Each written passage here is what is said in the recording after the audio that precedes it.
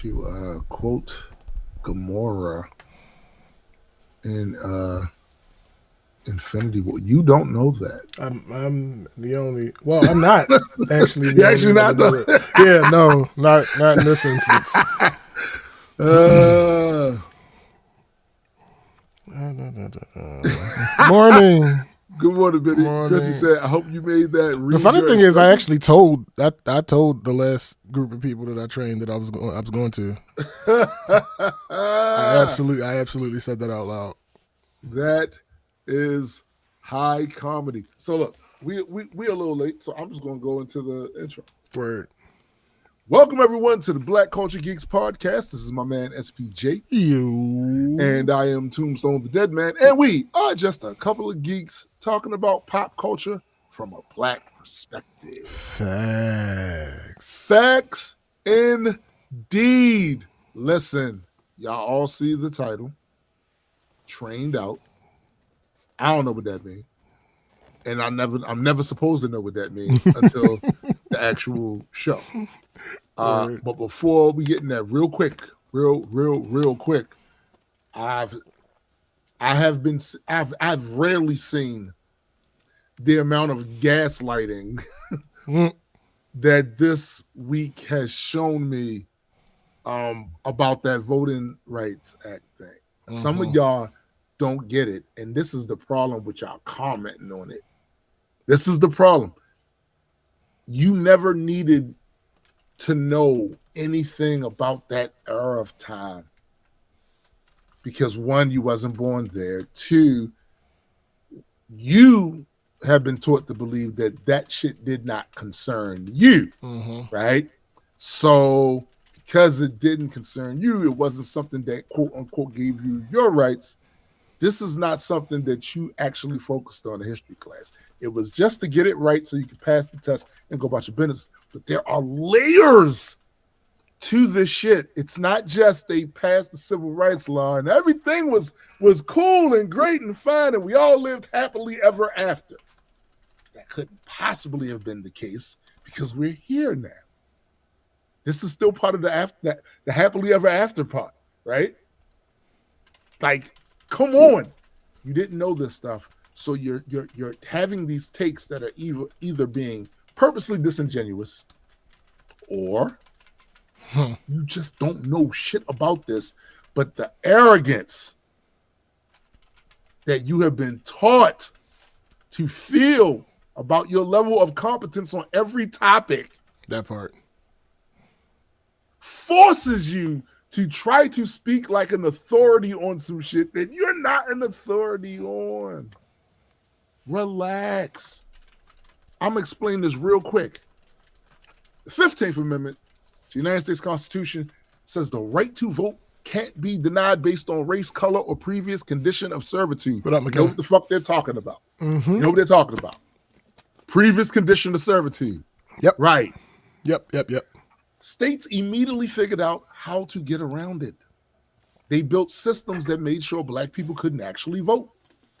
That's where the Voting Rights Act of 1965 comes in.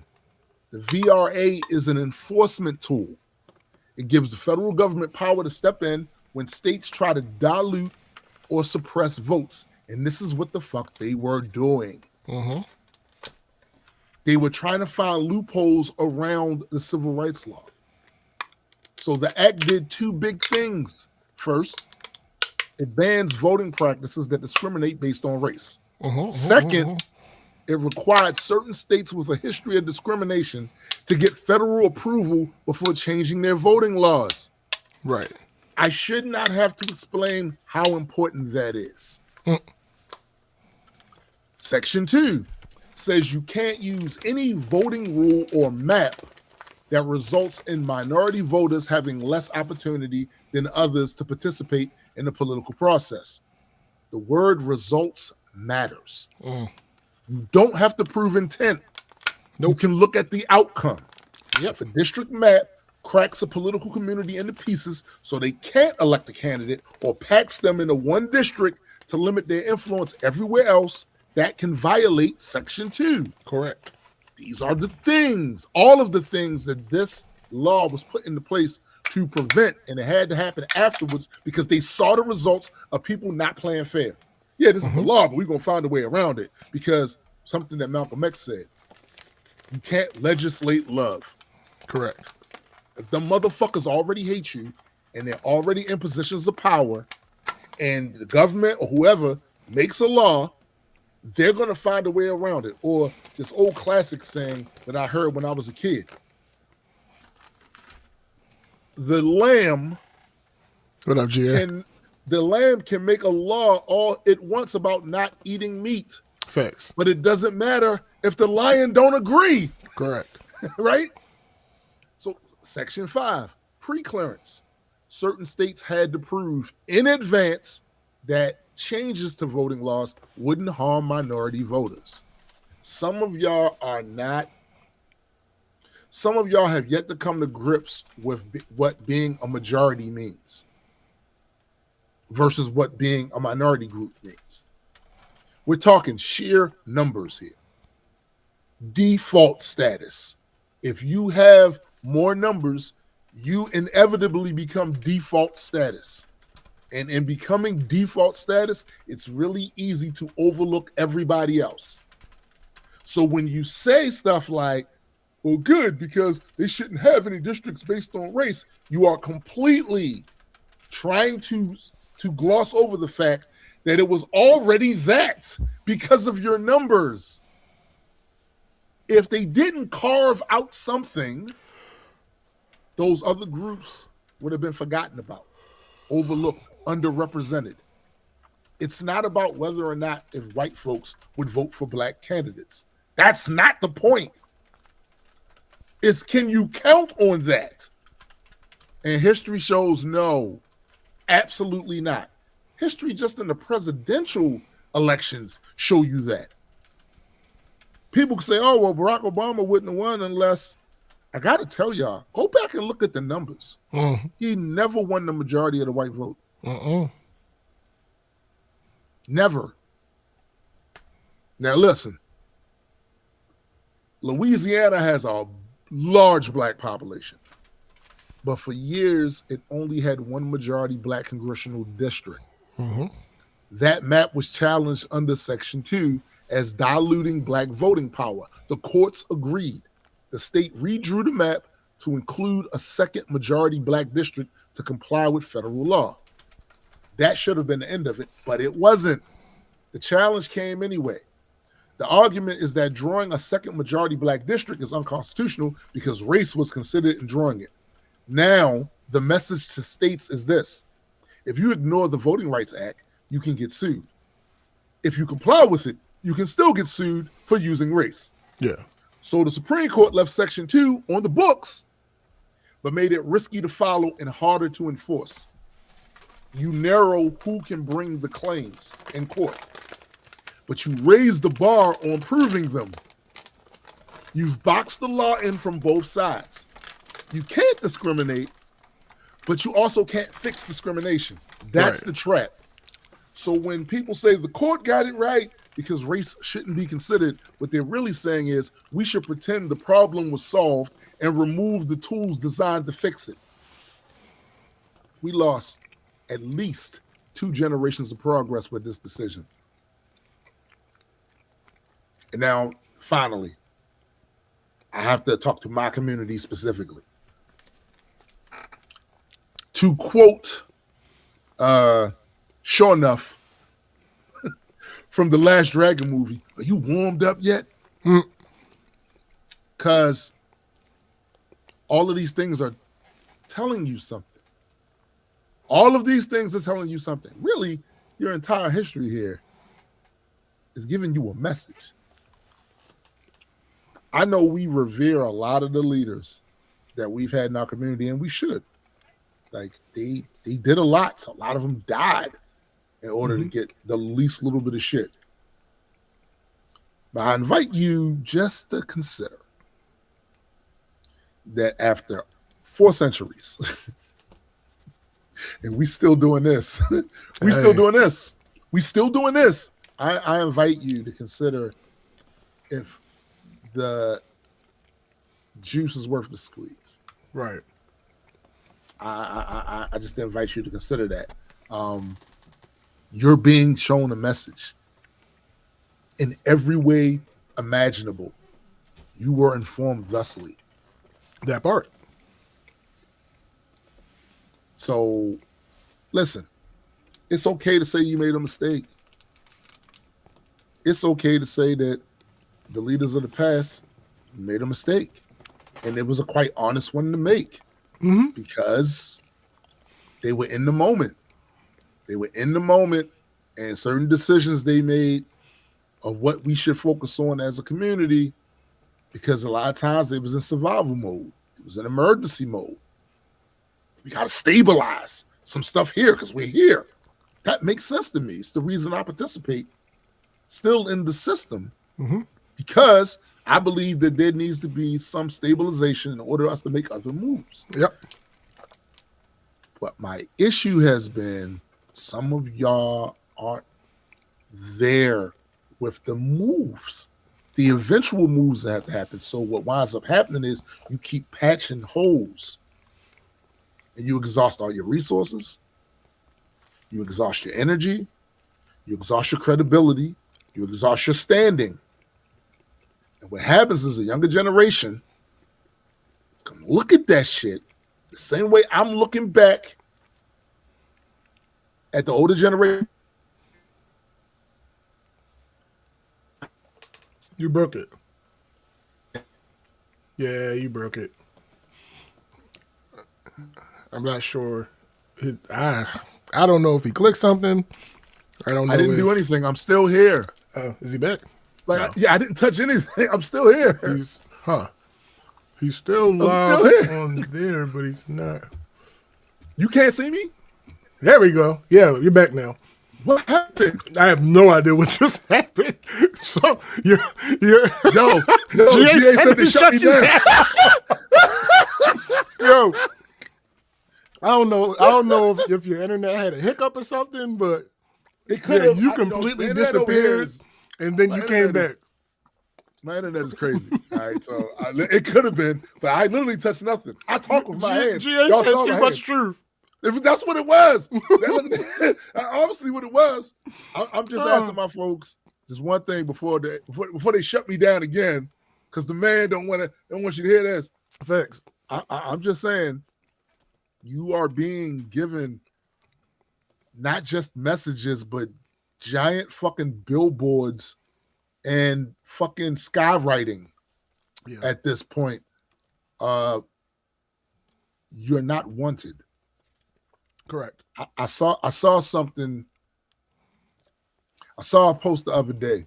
I don't know if I shared it with SBJ or not, but it basically was saying that we get rights if it's in the interest of white people, the dominant demographic, right?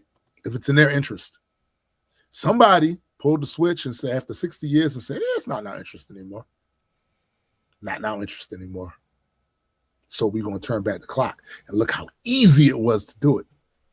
So remember this, when you heard all of the arguments about how much this place has changed, do you now see how ridiculous those statements were? If you had over 300 years of a certain behavior and a certain way of seeing the world and seeing other people and seeing yourself, you think that was going to change in 60 years? Did you really think that was going to change in 60 years?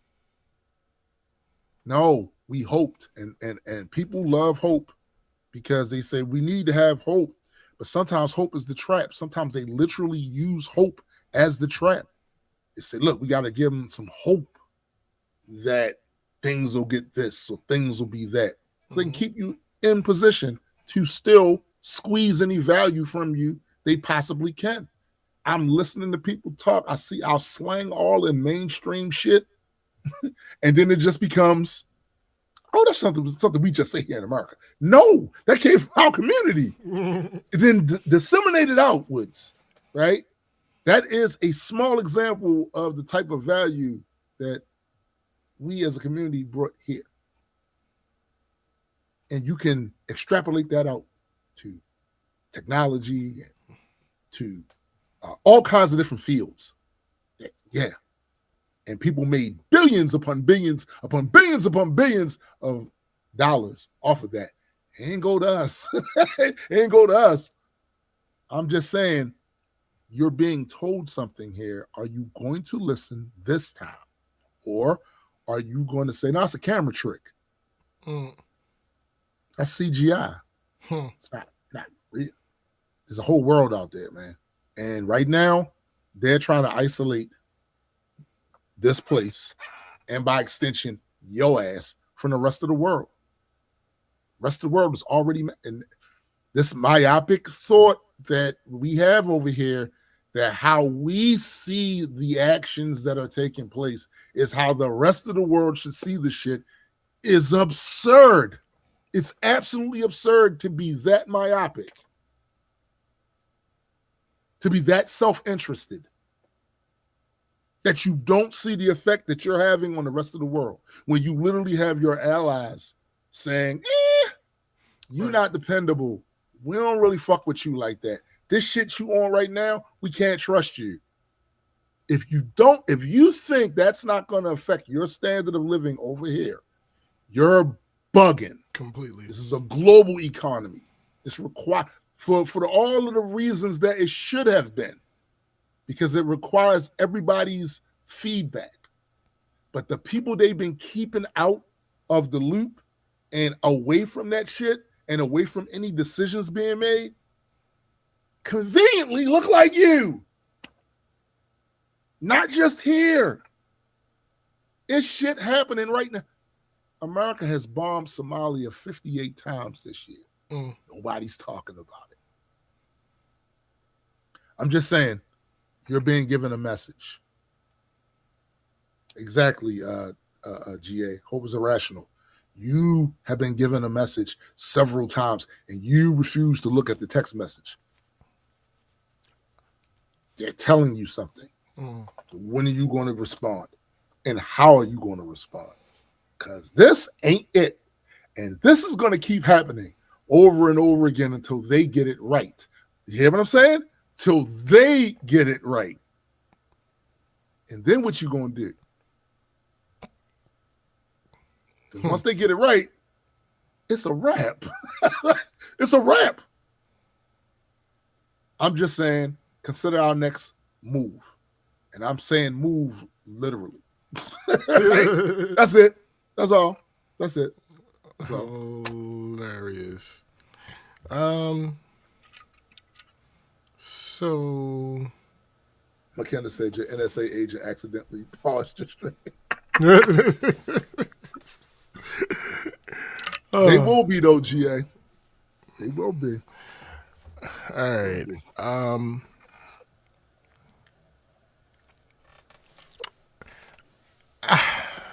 It's all about training. It's all about it's all about training. But before I get into that, let me say, I've seen in several places this week people standing or trying to stand on the idea that their loved ones being on some super fuck shit wouldn't change their relationship with them. Now, That's insanity. I just want to publicly say that if you let me know that you feel this way, I cannot trust you. Facts. This is not condemnation. This is not negotiable either. This is definitely not negotiable. Nah. If you let me know you feel this way, I cannot trust you. It is that simple. Let's be very clear about this, though. I am not expecting you as an individual to take something one of your people does and remove scope and context from it and overreact. Oh, That's shit, not what I'm talking about. What the hell? Yeah, yo, that's crazy. Get your shit together. Well, now you don't really have much of a choice. Right. But yeah, I am not expecting you as an individual to take something that one of your people does and remove scope and context from it and overreact. That's not. No, that's not what we're saying. No, I think that's weird and dumb. It is weird. But I'll give you a couple examples that I came across in the past week or so. Okay. I was watching Kevin on Stage's podcast. Here's the thing. One of the topics was how Tamara Mowry joined Threads and basically got run off that bitch the same day by the fans. Damn it. So basically, without going into a bunch of details, she has married someone who is not only white, which is some of the fans' contention, but also seems, I'm not sure if he's a government official or not, but he's almost certainly MAGA. Right? So, because of this, Tamara gets torn to shit whenever something happens publicly, right? Mm-hmm. So, I'm watching the show, and Kev's co-host Angel is like, I don't understand why are we attacking Tamara? Did she say something? Did she do something? And I'm like, all right. My attention popped up because, of course it did. I don't watch that podcast as much as I used to. If everybody remember, whenever we would talk about these controversial topics, my 3 sources that I would go for some type of popular opinion of them would be Van Lathan and Rachel Lindsay's podcast. Yes. It would be sometimes The Breakfast Club, and it would be Cam on Stage and Angel's podcast. Here's the thing. Mm-hmm. I don't really watch any of the 3 of those things as much anymore for different reasons. But for Kevin and Angel's podcast, it's because Angel has a habit of being disingenuous when it comes to certain topics. And not only disingenuous, but feigning ignorance in certain ways. That shit, that shit there. I can't do it, yo. I can't do it. It is the absolute worst for me. So she's basically like, I don't understand, that she hasn't said any of these things. And that led into the conversation of, she's like, you can't expect her to speak out about her husband and blah, blah, this and blah, blah, that. And it's like, you're kind of missing the point. The point is, you're married to someone who's MAGA. That's the point. Right? So you didn't get that? So you don't understand what that means? The conversation eventually got her there, right? Okay. And I think it was a commenter who asked, and Kev answered first. The question was basically, if your significant other made a full MAGA turn, would you be able to stay with them? And Kev was like, first of all, I don't imagine Liz ever having a full MAGA turn, but I got to keep it 100 with you. I'm going to find it hard to stay married. Yeah, it's true. Angel says, no, I'm just going to wait for him to change his mind. All right. Okay. I can't. Okay. I turned that shit off immediately. I'm not going to be there for your red hat era. Yeah. I'm not doing it. I'm not doing it. I turned that shit off immediately, and I turned to Chrissy and I said, listen. And we both agreed. Right, of course. And we both agreed, like, no, that's not acceptable. We got to change something. Something has to change. if that change happens, something else has to change. Imagine if your significant other started to align themselves with a cult, spending time, money, y'all money on this cult. You're going to have a conversation. You're going to talk. You're going to try to go through all the layers and tiers of things that a person would do. But at a certain point, if you cannot snap them out of that, it's not worth you staying. With all the behavior we have seen coming from that particular demo, imagine having that in your house. To me, is the equivalent of having a wild raccoon in your house.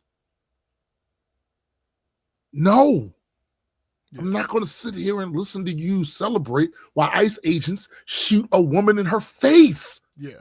I'm not doing it. No way in the world. I'm not doing it. Not a thing. No. Couldn't possibly. So, that's one example. Another example was, it was a situation with a battle rap league owner / blogger ARP and battle rapper Show Off. If I go into too many details to give context, Show Off made a statement that he had some audio footage on somebody else that would be damaging to their reputation. Yeah. And he kept teasing that he was going to release it, and then eventually he comes out and says, there was never any footage. This place is a circus, and I just wanted to clown around. This place is a circus, and I wanted to put on my big red rubber nose. Right. Oh, and fuck. ARP and Show Off are closely associated, so people were asking ARP, like, what you ain't gonna say nothing about this? Like, nothing. I mean, nothing you at talk all? about so much. You talk else. about this type shit all the time, and now that it's your man's, you're gonna be quiet completely? So AR's argument was, which I'll give him credit for the first part. He says, I do not agree with what he did. I absolutely do not agree with what he did. Okay. 100%. That's what's up. However, y'all think I'm going to come on here and what did he say? Y'all think y'all going to come in here and shit all over my mans? No. Nobody is expecting you to come on here and shit all over your mans. What we're expecting is you to keep public energy. He's like, well, no, that's something that we talk about behind the scenes, and that's not for the public. It happened in the public. You are a public figure. In the public, bro. This is not a scenario where Show Off did something behind the scenes and it happened to get out, but not of his volition, and people are expecting you to talk publicly about it. No, that's not what the fuck we're talking about, and that's never been the case. No one expects that from you. And he made the choice to even make that statement. He did that shit. Yeah. Publicly. Completely publicly. Yeah. So, like, come on now. Stop being disingenuous. No. Nobody is expecting your relationship to be done with him for doing some sucker shit at this level. This level of sucker shit. Nobody expects your relationship to be over with him. No. He ain't do nothing that crazy. Also, he is way too articulate. That part. Of a communicator to act like you don't know how to approach that in a conversation. I say it's him being disingenuous. Yes, it is. Because there's no way you don't understand what the point. And he's like, Show Off his own man. Ask Show Off. We did. Now we're asking. But you are on this screen every single day talking about stuff that goes on in the culture that has to do with the thing that he did. And it happens to be one of the biggest stories in the culture. Where the fuck are your opinions on it? That's all that's being said. Yeah. Nobody is saying, now, is there a little extra juice because we know that's your man's? Sure. Of course. But we're not expecting you to come out and completely tear this nigga apart. No. That's not realistic. You to be you on this topic. Yes. And the fact that you can't be, it's one of the problems that I think needs to be solved. Yeah. Like I talked about this on Graydon Stream once about people making the perfect the enemy of the good. Yeah. Definitionally, you're out of pocket. Yeah. Good don't mean perfect. Perfect. You're out of pocket.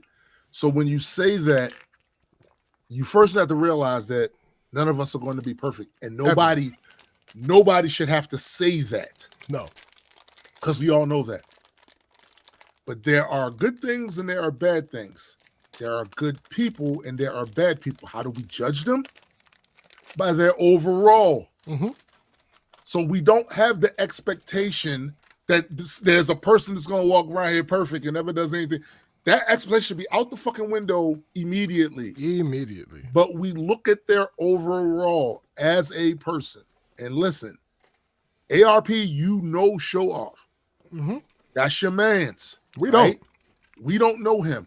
So his overall. Mm-hmm.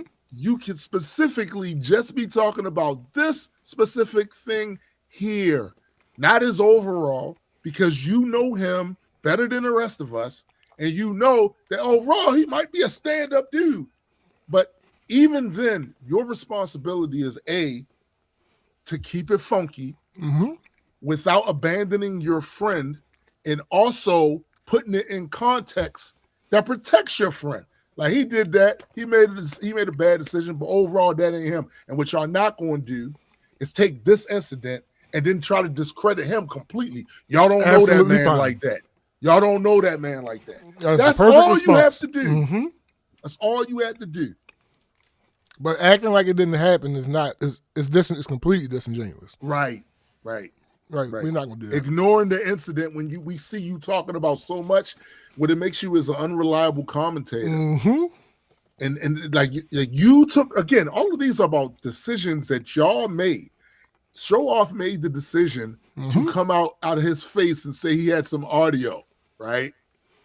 Fucking ARP made the decision to walk outside the lane of being just a league owner to becoming a social commentary or a cultural commentator on this. Mm-hmm. All of these are decisions you made. Yep. Stand on it. As Gary says, holding your friends accountable is being lost. That's it. People feel like they can't check their friends at all, when a real friend is the first to check you because they care and need you to be better. That's it.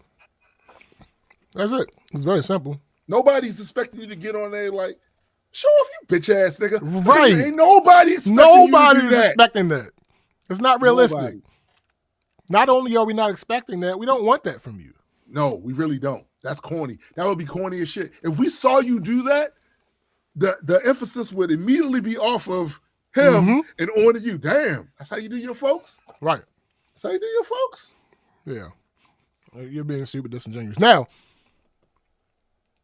the small exception being the phenomenon that we encounter where we pay more attention to the negative than the positive. Always. Small exception being it's possible that some people are asking you for that.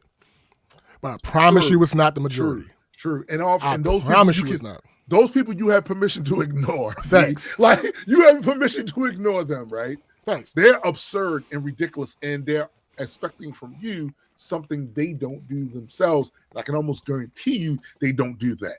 That part. Right? They want to see a show. It's part of the show. They want to see you get up there, crash out, say all kinds of crazy shit, and then the next time you and Show Off see each other, y'all throw hands or some shit. That's what they want to see. These people are not spirits. I also offer to you that you're being disingenuous by taking that as the majority. Yes, because it's not the majority.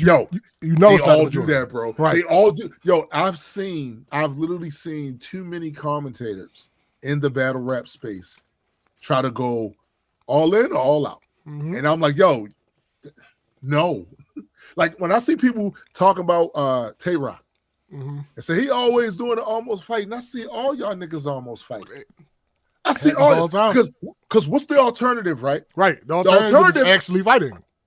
And every time somebody did that, their career took a hit, right? So you got to battle over, if not career over, booking slowed down, second half not given. Right. Yeah.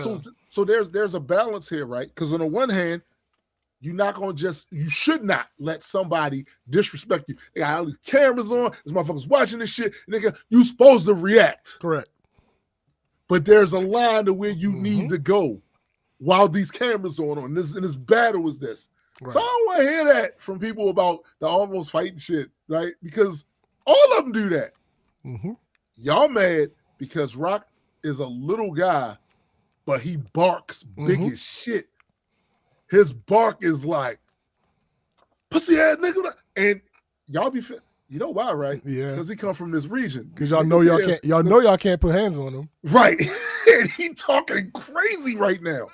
And he's actually better at talking. Mm-hmm. He's better at talking crazy than you are. And that's where it comes in. That's where he's better at barking.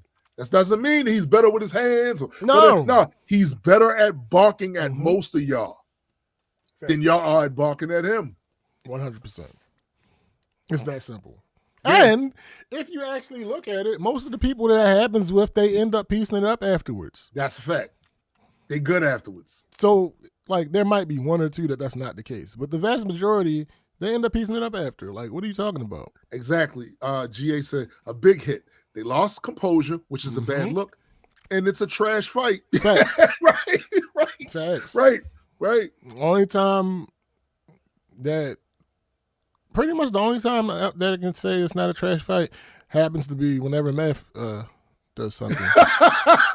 I mean, unfortunately, as much as I don't like Meth, it's just the truth. I mean, his follow through, it's pretty solid like that. Like that's a clean. and he might put a nugget to sleep. It just you might go to sleep. Yeah, I mean, I see people try to discredit him all the time for the disaster shit. Oh, sure. That's the one exception. Sure. That's the one exception. But he was also not home. Yeah. Also, it was a bunch of people there that was on. So, no, I'm give him that. I ain't going.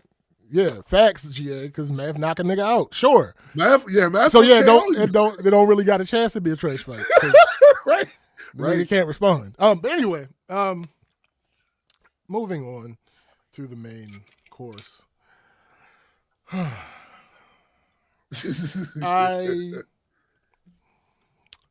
I've had something floating around. Oh, before I do that, I got my snip done yesterday, and so many people. It's so crazy how many people don't believe you. I am goofy in real life, right? You don't say. Listen. Hey, it is what it is. I'm goofy in real life. I joke around quite often. However, it's crazy hearing people's reaction when you show them how serious you are about something. Yeah. Like, several people throughout last week, because I'm training and I'm talking to people, blah, blah, blah, blah, blah. And I'm like, yeah, so I'm off next week. Why you off next week? Oh, the procedure's Friday. Oh, you wasn't joking about... No. But I wasn't laughing when I said it to you the first time. when I told you there are going to be no more children, I meant there are going to be no more. Yeah. Oh, you were serious about that? Yes. Yo, he got his boy. Like we're done. We're clocking out. Right. So anyway, Citizen Flex, what's good? What's going on? Is that Bowflex? That's probably Bowflex. Y'all can't be willy-nilly changing your handles, man. It gets slightly confusing sometimes. Yes. But yeah, so that's just a thing that happened to me. All right, cool. That's just a thing that happened to me this week. But anyway, to this main event. I've had something floating around in my mind this entire time that I've been training. Mm-hmm. But now it has been crystallized for me. GA said that made him irrationally sad. He don't know why. That's hilarious. Because you're a nigga and you still live in the patriarchy. That's that is literally the reason why. It's the reaction that I get from most men when I say it's the same exact thing. Hold up, yeah, we gotta officially say happy birthday to absolutely. McKenna just had a birthday. Yeah. I'm glad Bowflex said that. Thank you. So yeah, we didn't think about it because no, we actually also told her happy birthday already. We already told her that. So we didn't think about it. We need one for the show, so I'm gonna give her birthday. Absolutely, belated birthday. Shoosh. So yeah.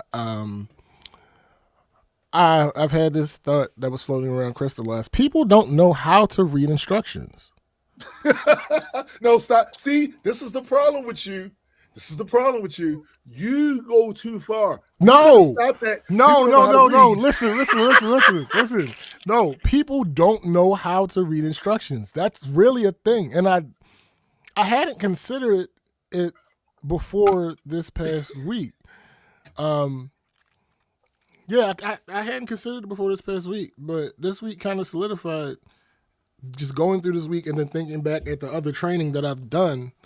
Yeah, people don't know how to read and it's, well, I personally hate that for them.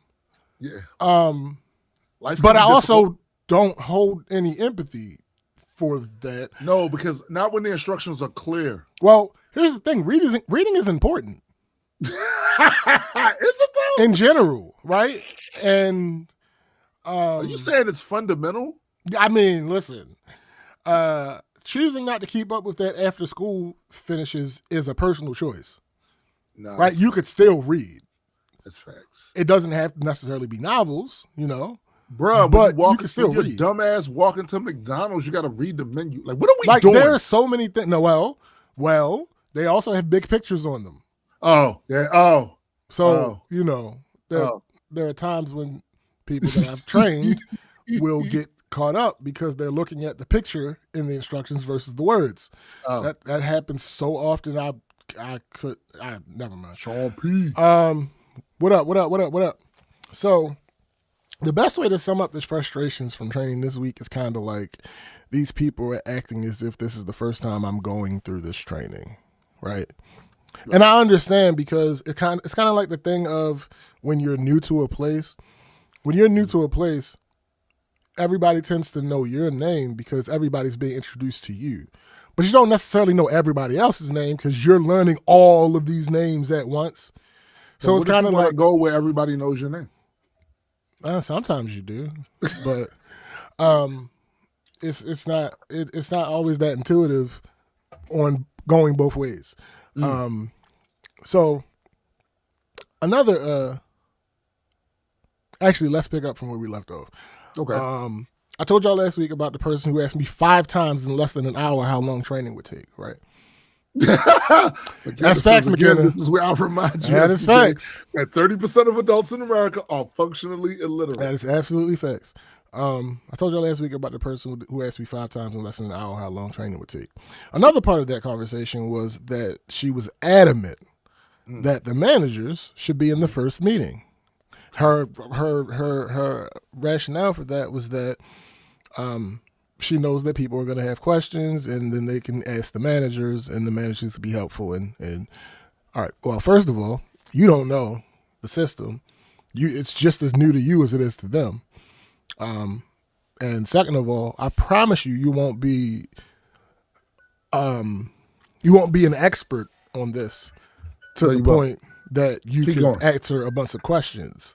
Like, it's really not something you can really do.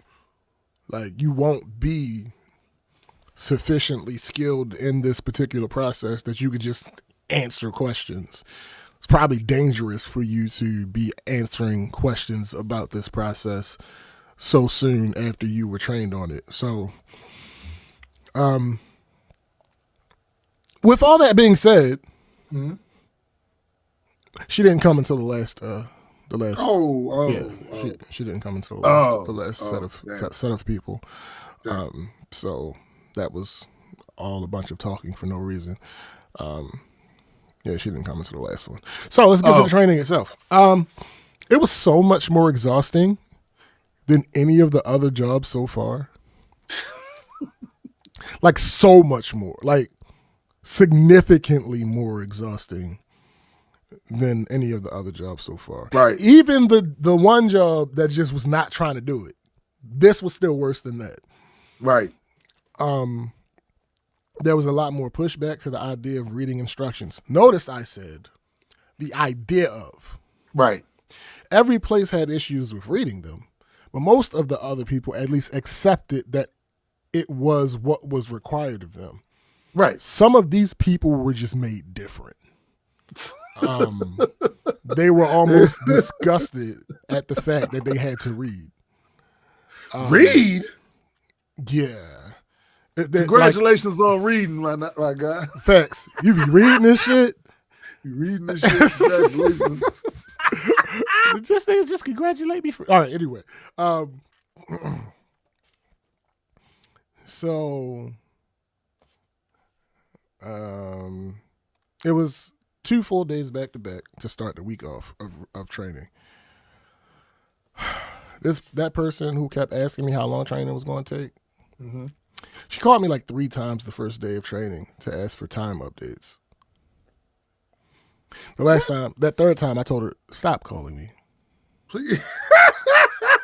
Like, what are you stop doing calling here? me. There's no reason for you to keep calling me.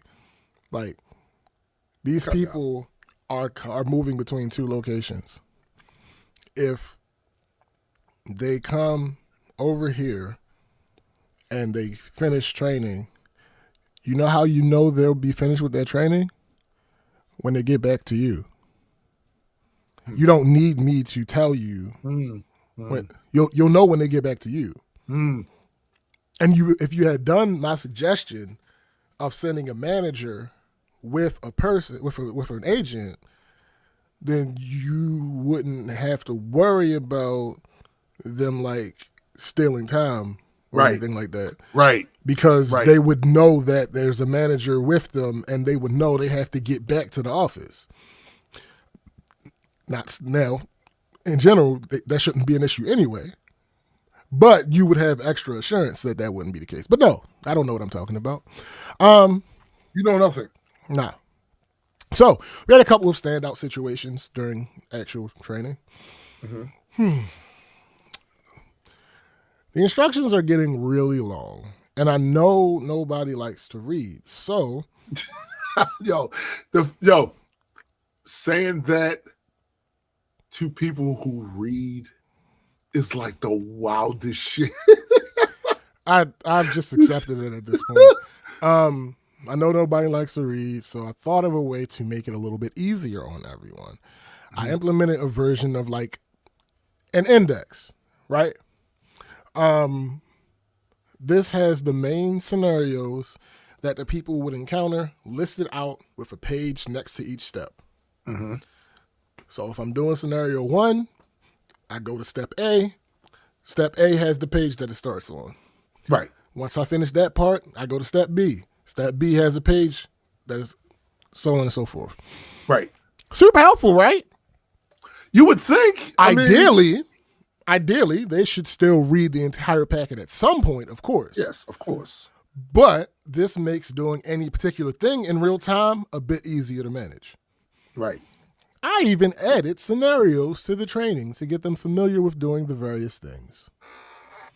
These scenarios blend those workflows that I just mentioned with knowledge from the current way we do things. For example, one of the scenarios is to send an application link to an employee who doesn't currently live with us and wants to move in next month. Well, one of the workflows in the instructions is to send an application link to someone who doesn't currently live with us. So that's taken care of. But the employee part,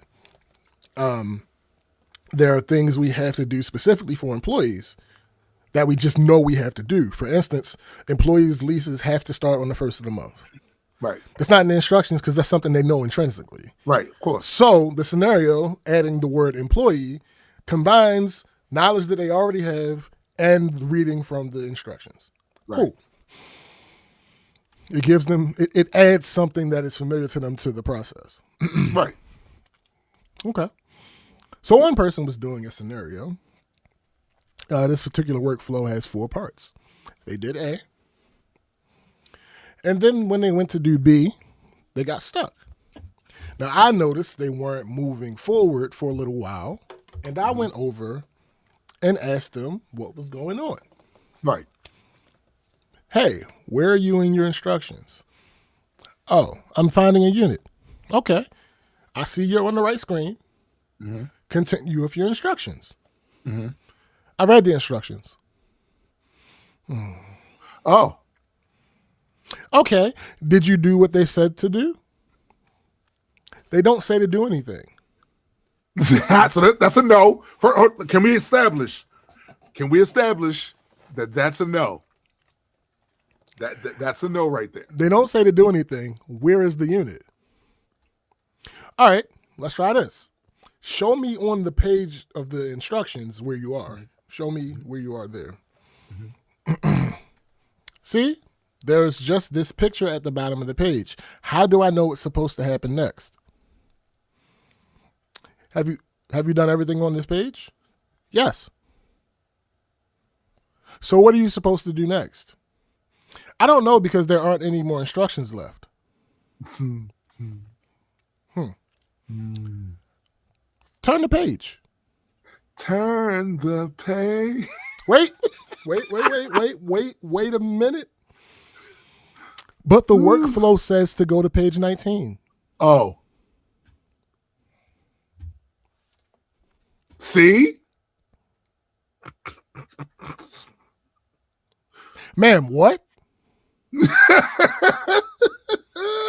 So you've never looked at an index or a table of contents before in your life? Bro, listen. I know The implication being your privileged ass. No, has seen nigga, them. listen. The implication being that you think an entire chapter of any given book is on one page?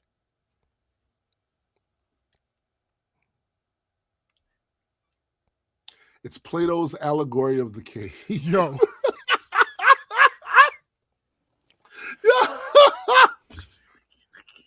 I can't make this shit up. It's unbelievable. This is In the moment, I was, flabbergasted. yes, absolutely. Your That's the gabbers were perfect word. flaccid. Completely. Because what do you mean I got to the bottom of the page and I don't know what to do next? Also, how did you complete step A? Bruh. How did you complete step A, but how to complete step B is lost to you? Oh my God. Both Lex, they would have read the entire Goosebump book front to back and had questions. Yo. Hey, What do you mean? How? What? I don't know, bro. Why?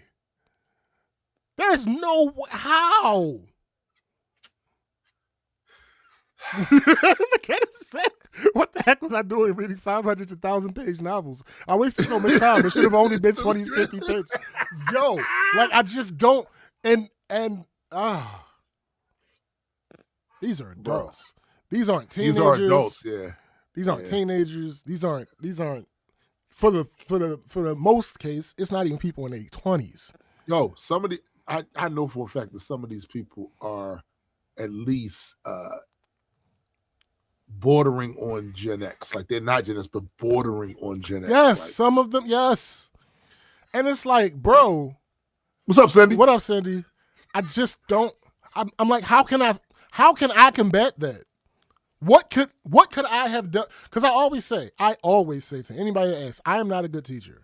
It's not what I do. But here's the thing. But how could I possibly? You just asked the question that probably 80% of teachers in the field are asking. Like, so I wouldn't beat myself over the head. What could I possibly have done? Yeah, she's telling me she doesn't know how to read a thing that has pages. That's what she's telling me. Did you? The thought has not been completed. Why do you feel like you need to stay on the same page? That all that information would be there on the one page. Have you done everything on the page? Yes. I don't know what to do next. What? What do you mean you don't know what to do next? It's hard. You got to the bottom of the page. There are clearly more pages. It's hard. It's hard. It's a little difficult. Seeger wrote a song about turning the page. Hilarious. Like again, this is page 19. It's like 54 pages or something like that. So there's clearly more pages to follow. It's not like she was like close to the end of the packet and like it kind of felt like that was the last page or something like that. No. Oh my goodness! I just had a wild thought. What if it's necessary to put? I'm not doing it. I'm not fucking doing. There's nothing. We talked last week about somebody telling me to put something in the instructions that I feel like is absolutely unnecessary because it is fucking unnecessary. All they had to do was follow instructions. I am never out. Fire me first. No, listen, yo. Fire me first. Get somebody else to do it. I am not putting at the bottom of every page. What if we're there as a society? Listen, that you have to put. And you know what? Now that I'm sitting there thinking about it, this explains so much. If you really want to know why there's such backlash to new technology and shit like that, if you have people rebelling against turning a page, what is essentially 14th century technology, facts of turning a bruh, what is happening? What is? I just don't understand. I simply don't. Anyway, moving on. So, oh shit, both legs. Don't the state test do it? You got to write per letter and bubble it. Listen. That's wild, babe. No. Chrissy said, you know, read along as a kid where it would say turn the page. At this point, you have to record your voice saying that. I'm not doing that. Listen. There's no way in the world. I simply cannot. If I had to tell you to turn the page, I'm just gonna. I'll take that L. I'll accept that I was a terrible teacher if I got to tell you to turn the fucking page. Anyway, this is what I have to work with. Anyway, another highlight. Yo, you don't never forget that El DeBarge had a song called "Turn the Page." Listen. Another highlight. Yo, she said they was waiting for the next page button to light up. Chrissy said a neon arrow. Come on, y'all. Listen.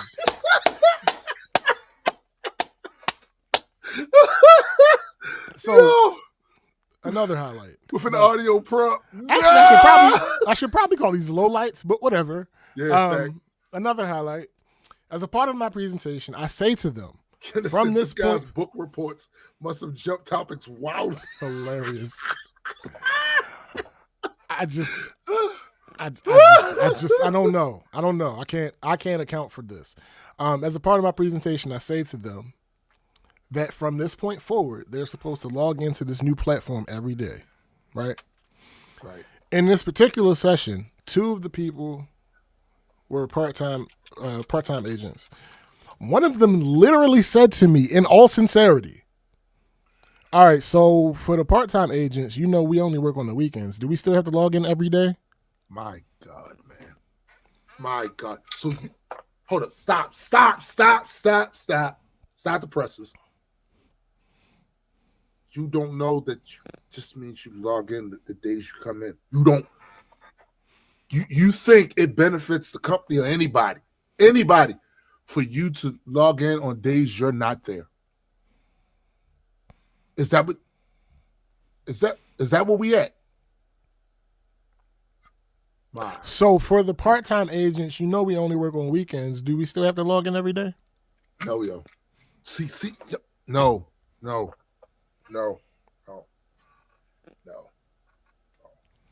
How did that question get through your filter? Yo, and that's the thing. They don't have one. They don't have one, bro. The implication being that full-time agents have to log in on their days off? And on vacations? Bro, I was disgusted. I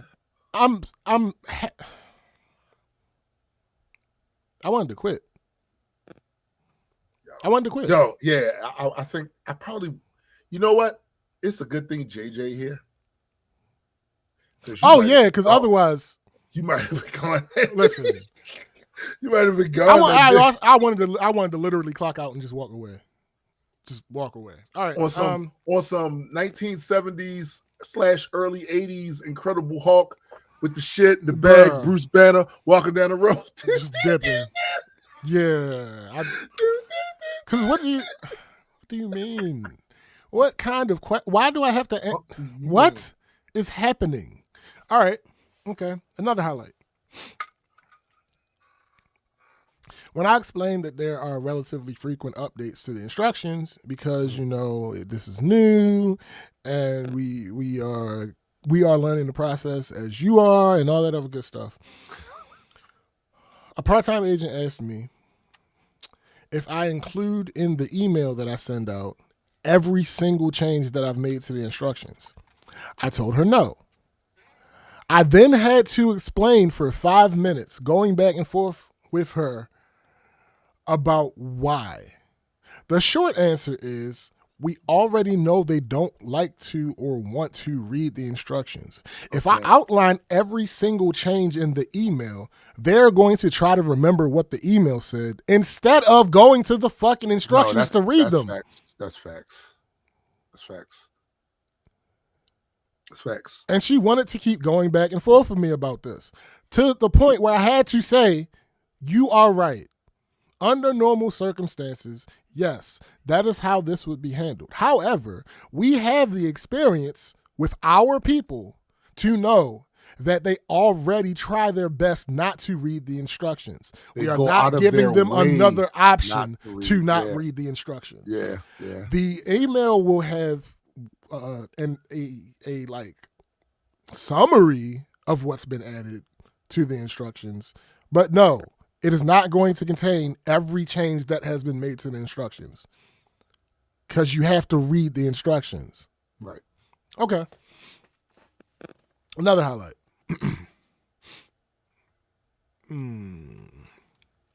That's kind of a low light.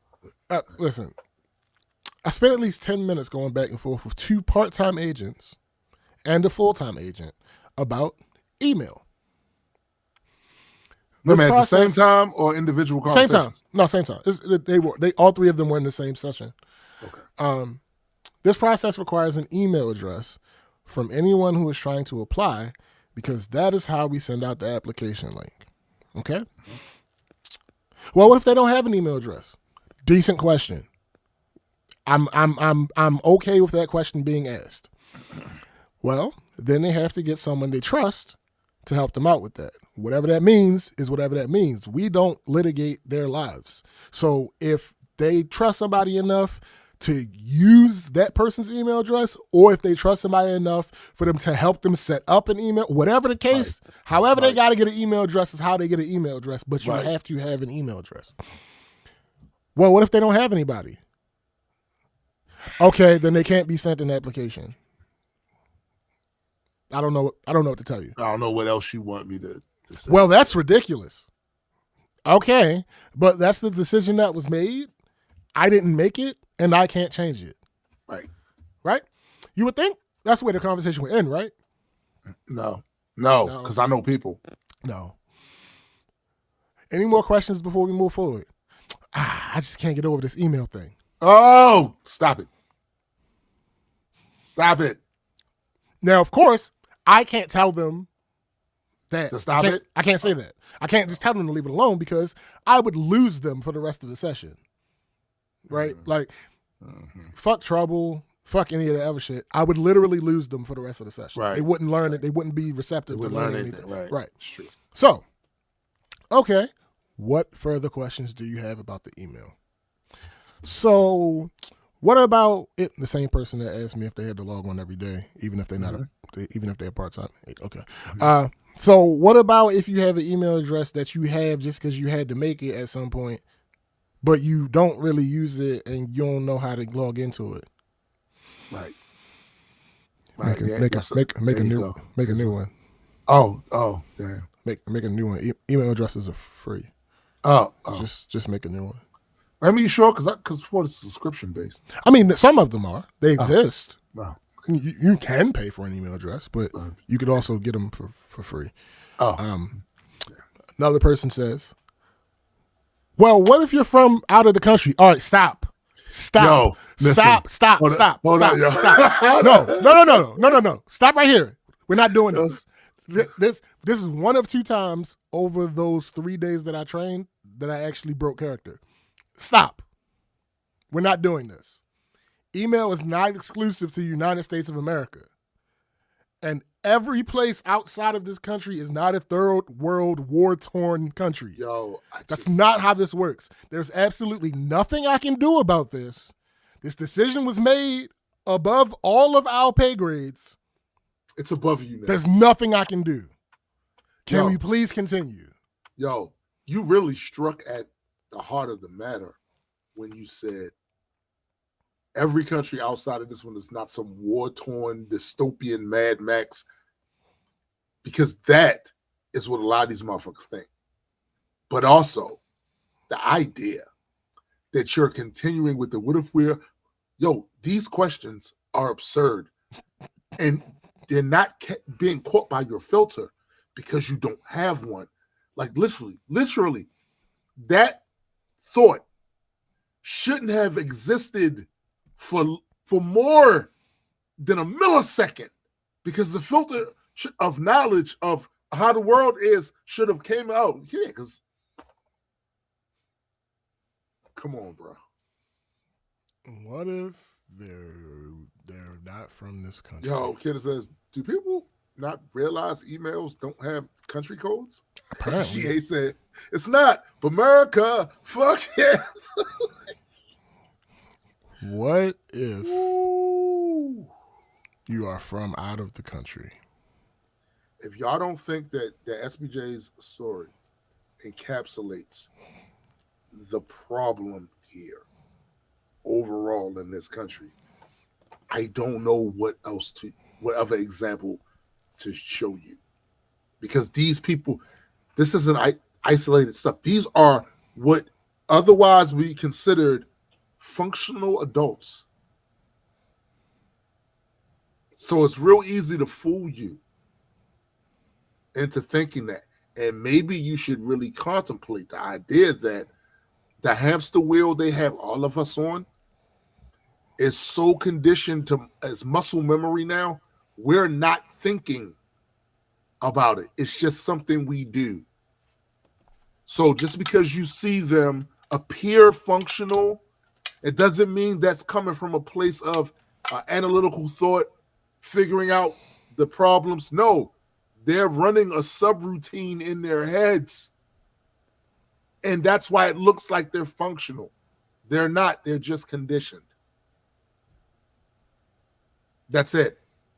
Because this right here is not isolated. The shit he's talking about is not isolated. I will almost guarantee you will find examples of this in almost every field where people are being trained to do. You will find this. I know for a fact because I've trained several people in my capacity as sanitation manager. Several people came through as employees that had to be trained and know about the chemicals and all this other stuff. This is very familiar. Very familiar. But what if you're from outside of the country? What if you should have responded with, what if you're from Mars? Why are you? But Why what are if you're you from here? outside of the country? Yeah. All right. Then it was time for that person that Exactly, I was McKenna. talking about earlier to be trained. The one that asked me the same question 5 times within 1 hour.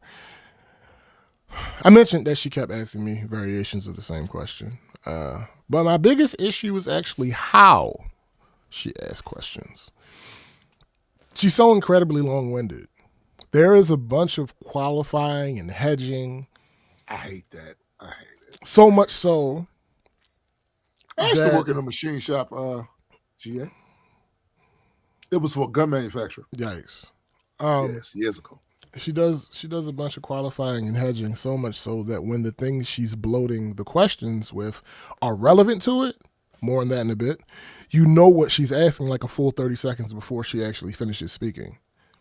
And sometimes when the answer you give her And isn't she's what she still wants to going. hear, she'll say that's not what she was asking, right? So And it's cat because by the time she finishes that long-winded ass question, this is literally absolutely exactly okay. Such and such has us sending this particular form to her. Okay, I don't know anything about that, and I won't be able to answer that question for you. Right. I know you don't know anything about it, but I'm asking, And then 5 minutes later, she asks the question that you don't that know I can't anything answer. about. Right. Literally 5 minutes. That's not an exaggeration. Literally 5 minutes later. Wait a minute. Let me ask you this question about this particular person. Mm-hmm. Are they a salaried person or I don't know their business like that. Because the reason I'm asking is when I see shit like that, it be making me think, nigga, you just trying to kill time. That's funny. So yeah, because the situation was we were talking about transition. There are things about the process. Thank you, Biddy. That are going to be a little bit more difficult because of transition, because of the fact that we can't stop what we're currently doing, implement the new system, and start from there. So there are things that are going to be slower because of transition. Right. And I explained that, and what she was trying to do is figure out ways to speed up. And I'm like, I don't know if there really is any way that we can actually speed up that I would be willing to commit to or try to tell people to do, because that's more learning that's unnecessary. It's already going to be a big task learning this because it's so much different than what we do. And y'all already dumb. So like, well, listen. I don't want to add additional learning for something that's temporary. I feel you. Like, that doesn't really make any sense. No, we're going to go through the growing pains of this transition. And then she's like, well, for the thing that you're talking about, such and such has already told us to start sending her emails. I don't know anything about that. I'm not going to be able to answer your question. Oh, I know you don't know anything about it, but what I'm saying let me ask you the thing that you don't know anything about. Oh, my God, man. Yes. What are we doing? Yes. Okay. Then other times, the question she's actually asking is related to everything that she said before asking it, but it's a fundamentally different question than what she started with. So, when are we going to be starting this? You've asked me so many times how long this is going to take, but I'm going to answer you. The answer is we're not going to start until you guys are ready. I know that, but what does that mean?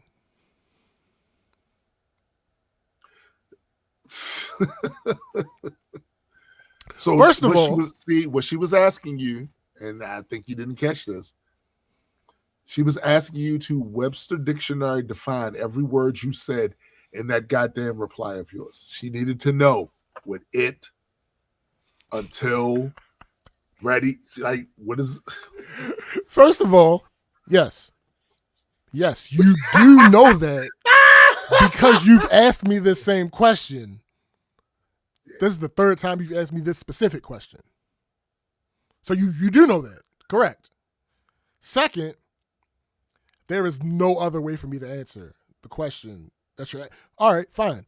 I already told you, once you guys are generally comfortable, we will figure out a start date. But that's not what I'm asking. What are you asking? That was my exact. What are you asking? Yeah, like what? I just want to know if I'll be okay for this weekend. I just need you to. I need you to. I don't believe you. Shut the fuck up. I don't believe you because I can't believe you. Because if this is what you have actually been trying to ask me this whole time, right? Why didn't you just ask that? Right. But also, my answer to the question you have now asked me 10 times still answers that question for you. Because by sheer existence, by the fact that you are here experiencing this with me, you see that there's no way on earth that you will be ready by this weekend. You see it. You said there's no way on earth. There's no way. There's no possible dimension that exists in which you are ready to start using this by this weekend. I would argue not just that, because by the nature of these questions leads me to believe there's a lot of things you're not ready for. Not just this. There are some things that should be prerequisites before you come in front of me. One is understanding the English language, because that's what I speak. Sure. Two is understanding that pages turn. We Yeah. all need to understand that, I mean, that listen. pages turn, right? They do. It's They do. kind of in the whole page. Well, semantically, they would argue with you that they don't turn. You have to turn them. Oh, I stand corrected. You're still dumb, but I stand corrected. Woo. Yeah.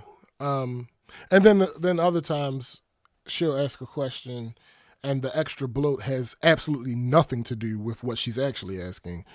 And when she gets to the end, you'll be like, all right, you started talking like 54 seconds ago. Right. How did we get here? But I'm gonna tell you how. Oh, this is a simple explanation. The reason you got there is because of a phenomenon that takes place when people start in conversations and the conversations go for a long period of time and they eventually end up in a different conversation about a different thing. She has been talking for so long at this point that it has morphed into this other thing. Yeah. This is the second time that I snapped. It was when she asked me about the thing that I couldn't answer her. Right. And I'm like, you ask questions in such a weird way. Like, if I just told you that I can't answer your question because I don't have any concept of what you're talking about, right. Why would you continue to ask me about that thing? I literally just informed you that I would not be helpful to you. You just had to get it out anyway? Like, oh, bro, listen, that particular thing about just having to say it anyway, I've dealt with it before. It is the most annoying shit. It's almost pathological, where it's like they know you understand, or that you can do nothing about whatever it is but they have this pathological need to say it. And it's like, yo, please stop talking. The economy of words matters. You don't need to hear. You see that I get what you're saying. I've given you. Stop. I simply don't understand. And here's the thing. In a perfect world, if I was being a perfect presenter, would I have interrupted? No. Right? I don't know about that. Well, well, that's why I use the word perfect, because that doesn't exist. But in a perfect scenario, I would not have interrupted. However, it was deeply apparent to me how much extra time some of these people were going to need, and we were running out of time for the day. Right. So when I hear you start asking a question that I've been asked before, especially by you, I don't want you to get to the end of this question. I want you to go ahead and answer it so that we can move forward. Right. You do realize that the longer you keep me here with this question, the odds steadily increase of my hands around your throat. I'm not saying that it's. The I'm odds just saying there is a increase percentage of you not being able to wrap your head around everything that we're doing because we're going to run out of time. And my fingers wrapping around your esophagus. No. But what I'm saying is, there's always that percentage exists, right? Well, sure. Yes. And the more you do that, even if it's incrementally, it increases. It increases. I'm like, even bro, if it's a little. It increases. Like, bro, what are we doing here? The fuck? That was Monday and Tuesday. Wednesday, I didn't train. I dealt with the aftermath of training. Right. Thursday, I trained. Friday, I was off. Thursday's training was so much easier. I bet it was. So much easier than both Monday and Tuesday. I was fine. You already got them. See, now you have succeeded. You have finally, you went through that pain, and now the training and these days. No, no. I'm still going to have to train the people. It's like 3 people that I have zero confidence that they have it. Damn. Like, Not zero. it would literally be a situation where in my presentation, I say, hey,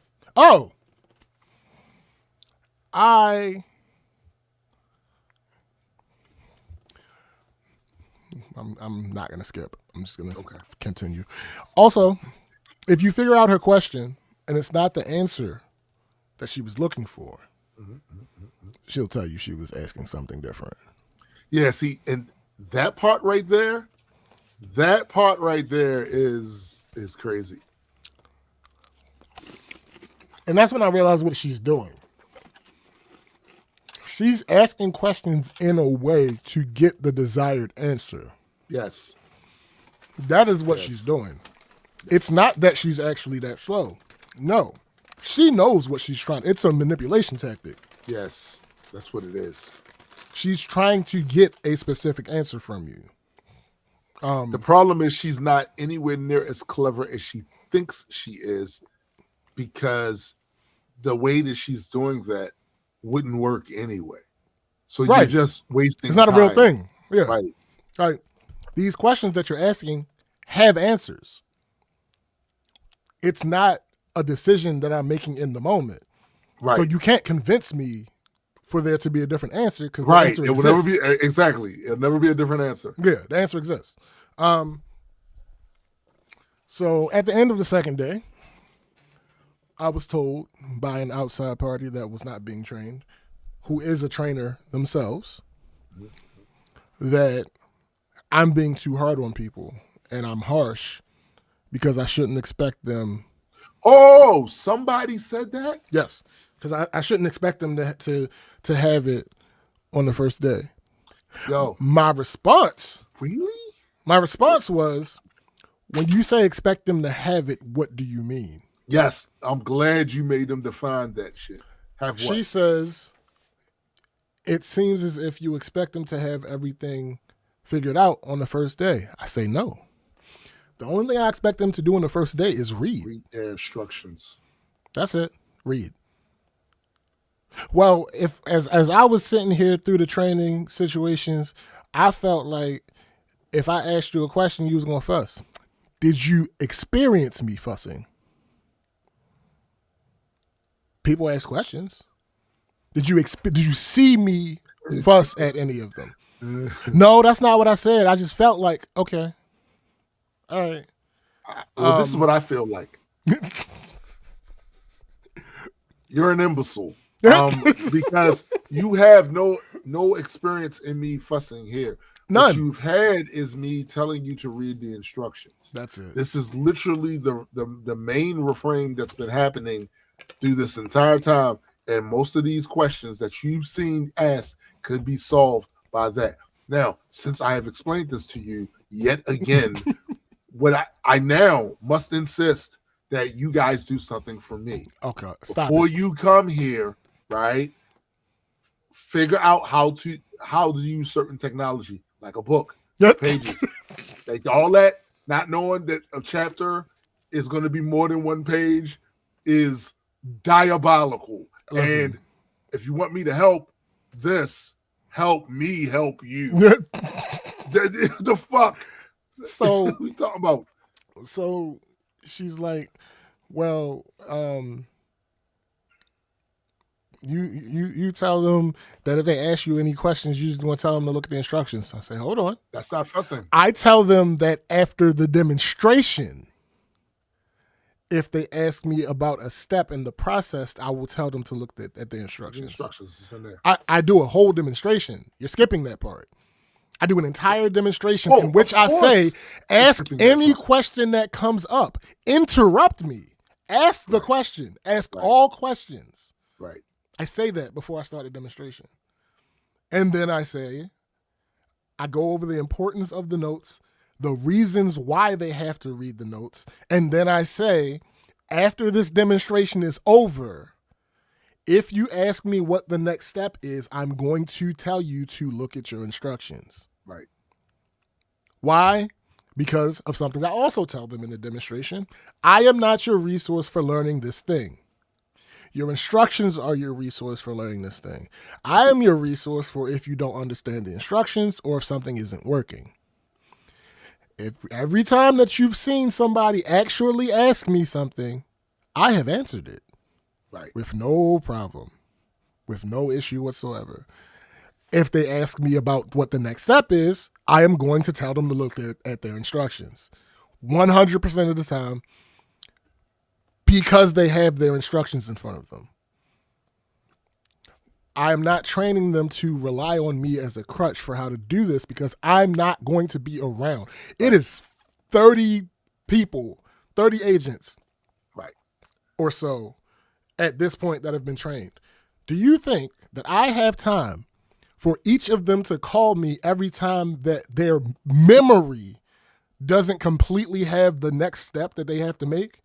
No, I would never get anything done. of course. Therefore, they have the instructions with every single step of the process in those instructions. And now, moreover, they have an index that shows them the different workflows that they would run into, and everything they would have to do falls into one of those 4 workflows. Right. What is so harsh about that? Oh, well, I don't think it's that harsh. all right. If you now that you say it like that, what do you? Huh? That's exactly how I say it. I have it written down, and I showed. Look, I have my presentation typed out so that I don't forget it, so that I don't rely on my memory. I look at my instructions to do this thing. The same exact thing I'm expecting these people do is to look at their instructions to do this thing. Yeah. Yeah, I have it. The problem with that is you're expecting them to do what you did. Listen. It is what it is. That's So, the problem. Outside of training, I found out this week that 2 managers in the company are not doing something that I put in the instructions back in February. I sent an email out about it. The email says, "Hey, it's come to our attention that some managers are messing up this part of the process. This has been in your instructions since February 16th. What's up with that? Attached is the email that I sent out on that day, highlighting that there has been a change in this process. Yeah. No one has told me that they didn't understand it. How can we expect the agents to read the instructions if we can't get the managers to read the instructions?" Excellent question, my good man. I heard back from every single manager except the 2 that made the mistake. Of course. Everybody else, "Hey, is it me? Nope, it's not you. You're doing exactly what you're supposed to be doing. Hey, I saw the email. I'm not making that mistake, am I? Nope, it's not you. You're doing everything you're supposed to be doing. Hey, I got a problem with such and such and such, blah, blah, blah, blah, blah. Oh, this is how you do that. Oh, okay, cool. Side note, I'm being nosy. I wasn't the one that messed up, was I? Nope. You wasn't being nosy. You was finding out for yourself. Facts. Like, if you was nosy, you'd have asked who did it. Right. But you was really just Right. trying No, it wasn't you. You did not mess anything up. You're good. I get to the location of one of the managers that didn't reach out to me. because he knew he fucked up. And it's almost as if I walk in the door, they see me, and then they pull their instructions out. I lie to you not. I walk past their door, I speak, and then I hear papers ruffle. Contract. Right. I hear papers ruffle. And now it's this thing about, oh, I feel so stupid, blah, blah. No. That's not what this is. Not on either side, right? This isn't me calling you stupid in any way, shape, or form, but this is also not a pity party. We're not doing this. Yeah. What you did is you overlooked something. Just look at it. That's it. The issue I'm having is the solution to this is always the same. Look. Just read. Yeah. Like, that's it. It's always so. There's no need to feel bad about anything other than the fact that you're not following instructions. Yeah. And those instructions are more than just the ones that's written on the page. They were literally the instructions of the instructor. Right. When the instructor told you to look and read, or as they say in Arabic, in Islam, the angel Gabriel told Muhammad on the night of power, Iqra, read. Iqra, read. Yeah. You need a poster up there of the word read in various different languages. Bro. Here's a new set of instructions. This set includes the new process for doing this particular thing. 2.5 months later, 2.5 months later, I happen to stumble across these two managers not doing that thing. And I go back and they have never changed to doing it that way. They're continuing to do it the old way, which is wrong. Fundamentally wrong. Noticeably wrong. It wasn't wrong at the time when it was implemented. Right. But things have changed. And now it is rendered that method of doing this particular step has been rendered obsolete. Damn it. Y'all just Cindy said, ask now or forever hold your peace. I mean, it's exhausting. So it sounds. I'm so happy that I have this coming week off. Mainly, well, partially recovery, but no, it's all recovery. Well, actually, yeah, you're recovering. You're right. You're right. You know what I'm saying? It's all recovery. You're right. So yeah, it's exhausting. It sounds it. And I know I'm gonna have to go through another round of training with some of these people because, like I said, there are people who have zero confidence that they understood what happened. Anything. There are people who, after the demonstration and when they were supposed to be doing their scenarios, I literally told them in the demonstration, do not. You are going to see me do this demonstration and you're going to think you remember what I did. You will not. You won't, because it's too much. It's not an indictment on you. It's a lot of shit. You're not going to remember it. You're simply not. Don't even try. Don't try. It's not necessary. It's an open book test. It is an open book test. You don't have to try to commit any of this to memory. People be overthinking those too. Everything. Every time. So I also say, if it's in the instructions, that's how you do it. If it's not in the instructions, you don't do it. Do it like that. This one person, I gave them a scenario. They're supposed to be working through the scenario. I come over and look at them. I don't even recognize what's on the screen. Oh, jeez. What are you doing? I'm supposed to be such and such, such and such. But how did you get here? Keep going. How did you get here? I don't know. What do you mean you don't know? What? Huh? Show me in your instructions where this exists. Oh.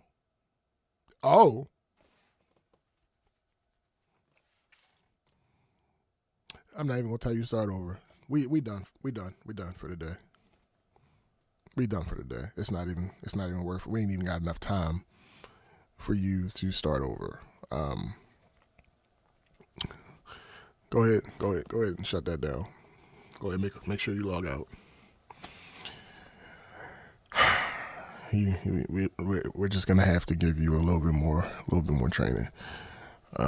There's like 2 or 3 people who I feel like I gotta train again, but the majority of them seemed to. Matter of fact, let me check something live and in living color. because they were supposed to be doing tests every day following their training session. Let's see if this was being done.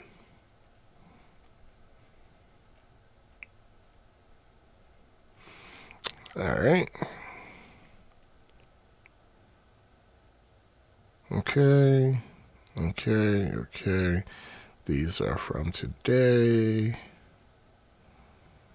Boom, boom, boom, boom. Okay, that's cool. This, ooh, oh, it was a test. Okay, all right, that's cool. Why that test is being done there, I don't know. All right, but we're gonna skip over that.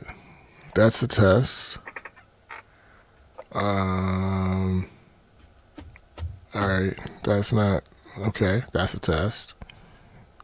All right, they've been doing their tests, Aha! so that's good. They That's learn. good. See? No, it's not. It's not none of the people that it's the people who I expected to be doing their tests. No, McKenna. It's a decent percentage. It's a decent percentage of people doing their tests. So I'm not mad about that. They are definitely doing their tests. Now, none of those 3 people who I expected didn't get it are doing tests. No, because they didn't get it. Because they didn't get it. So that's cool. Is it though? Yeah, because like I said, I've already resigned to the fact that I'm going to have to train them again. So it is. It is what it is. It's fine. Yeah. So there's nothing. I mean, this is the hell that I'm in for who knows how much longer. Yeah. Because This is a summer. the pattern, because the pattern with everybody has been there's however long it takes them to get to the point where I feel comfortable that I'm not gonna have to fix everything they do. Right. So however that long that takes, and then they get to that point and they're doing it, and then there's a regression with pretty much everybody. It's basically how this works. And that regression is emblematic of them thinking they know the process now. Yeah. Them thinking they've done it enough times that they're going But to. they don't need to use the instructions. Right. But the instructions. I even are tell really them there. I even say that in the demonstration. Hey, you're going to get to a point where you think you know the process front and back. Guess what? You won't. Not yet. It's going to take a while. You need to look at your instructions. So there's the point of however long it takes for them to get relatively proficient. They start, there's a regression. I fuss at them a little bit. They get back to where they were.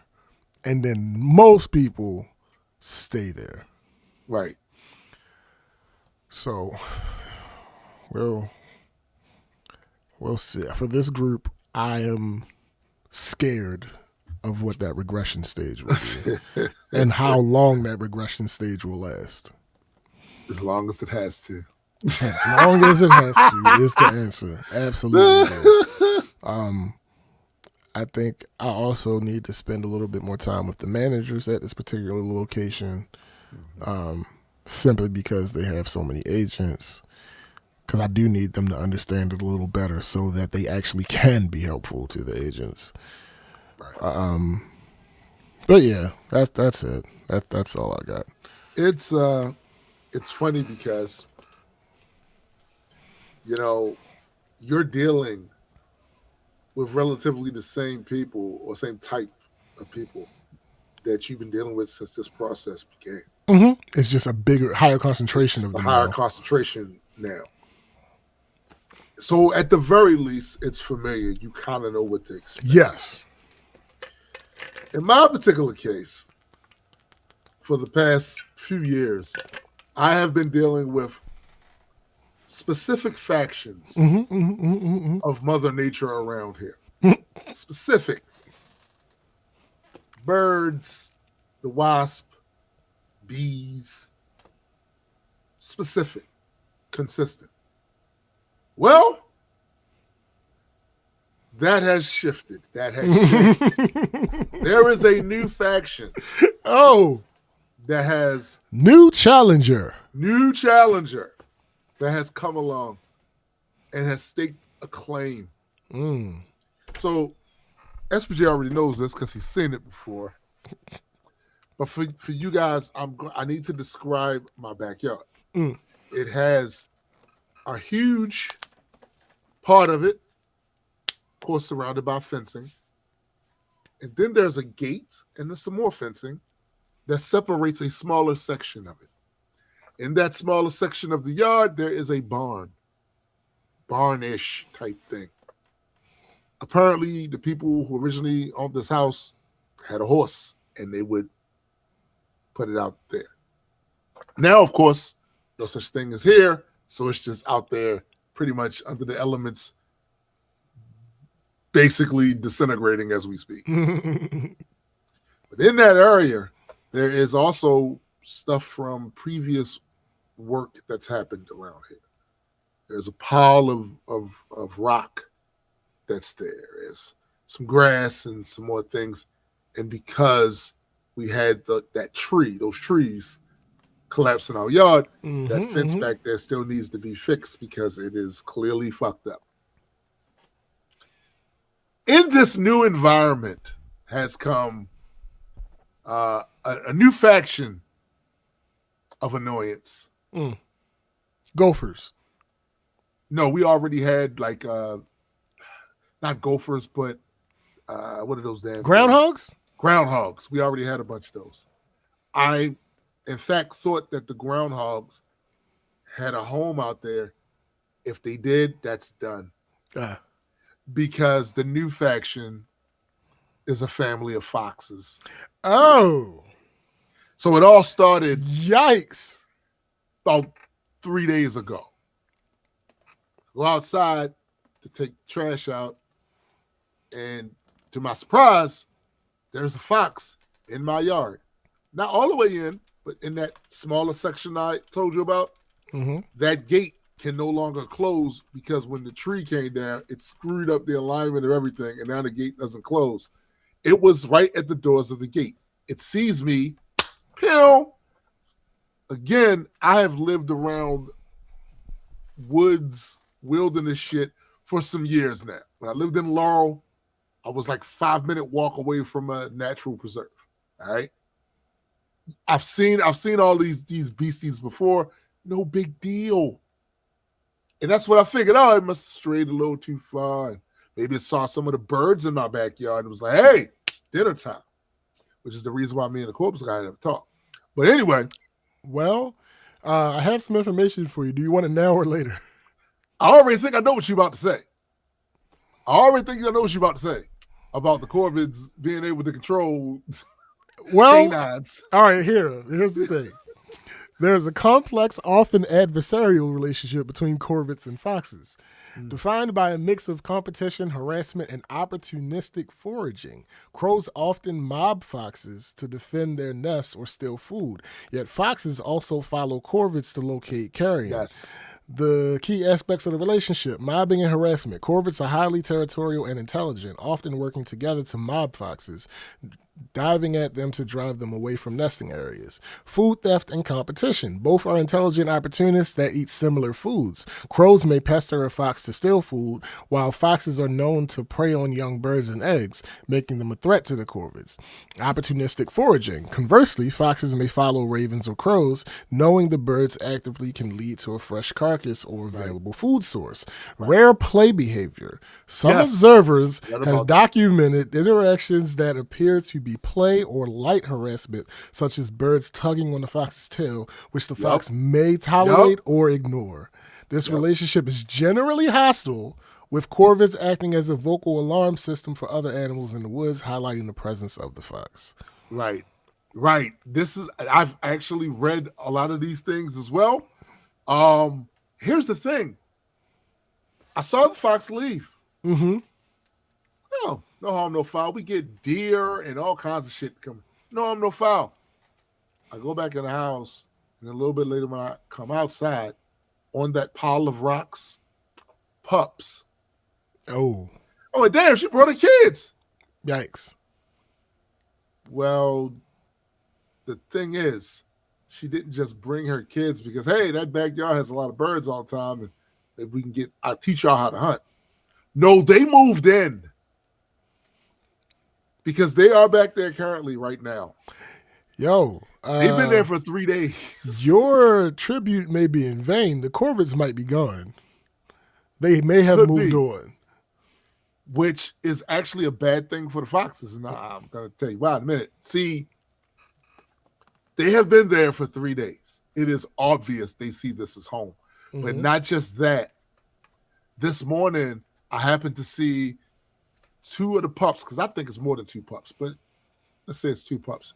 I saw 2 of the pups playing in the neighbor's backyard, chasing each other, doing all this other crazy shit. And I'm going, this is wild, because a few days before the Foxes appeared, this hawk. So I'm coming back down the driveway to walk around the back. It's sunny. And then somebody stole the sun. And what the fuck? And I look up and I see this wingspan that is ridiculous, blocking out the sun.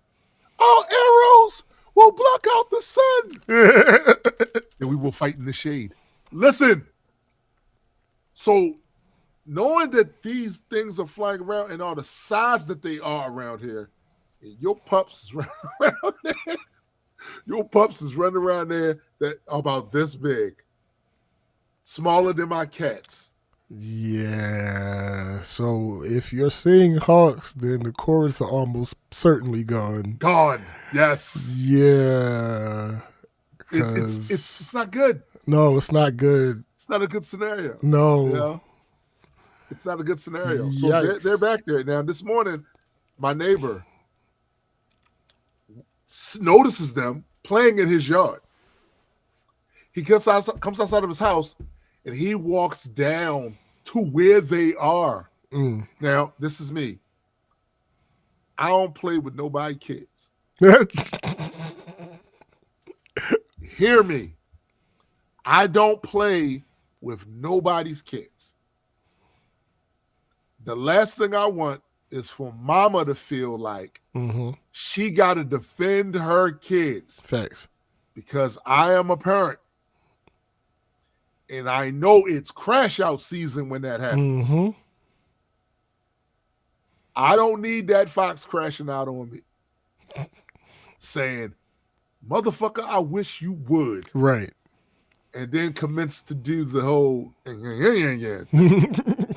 I'm going to fight back. Sure. Because my mama, Shirley Lee Williams, ain't raised no punk. Yeah, but I'm going to fight back. But the it's point is, even if I win, I lose. Yeah.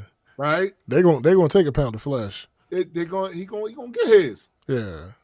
He gonna get his, right? So now I'm like, all right, what do I do? So I start looking up some solutions. I didn't like them most of them. For you see, I have a healthy respect for wildlife. I feel as though we all gotta live outside. We gotta be able to move back and forth. I'm not gonna bother you if you're not bothering me. However, some of the things they suggest are gonna cost me money that I don't want to spend at all, or 2 is doing too much, in my opinion. One of the things was, hey, loud noises like music and stuff like that has been known to drive them off. Yeah, I don't think so.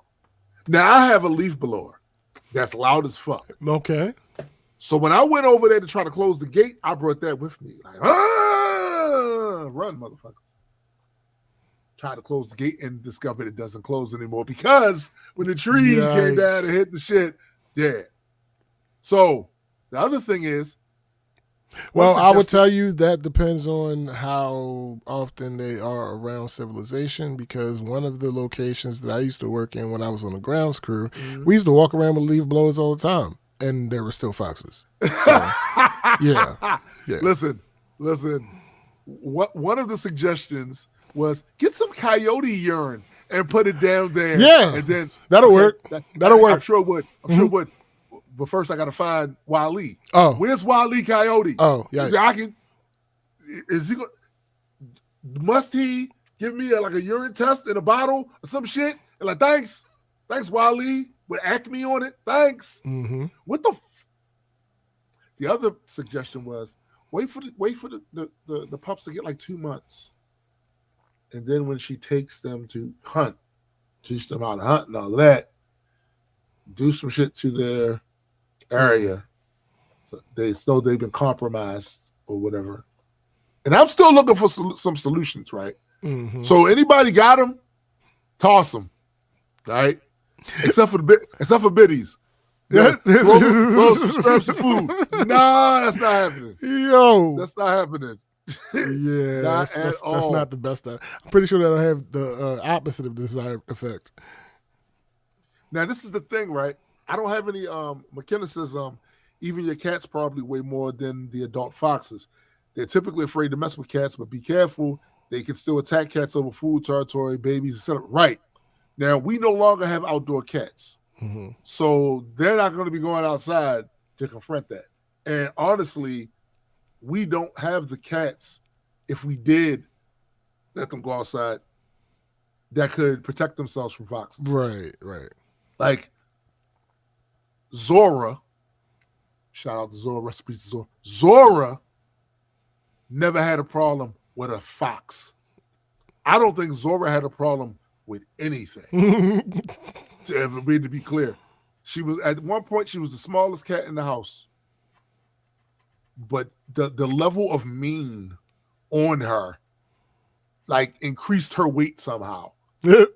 Because when we lived over in Laurel, all kinds of everything from big dumbass snapping turtle motherfuckers and all that shit was in this neighborhood, and she navigated this neighborhood like I wish a motherfucker would. She would walk my daughter to the school bus every morning. You good? Mm-hmm.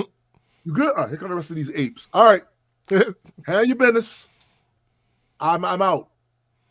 When my daughter would come home from school, guess who was out there hidden in the tree line? Like, yo. Hey, yo. Like, yeah, on that shit.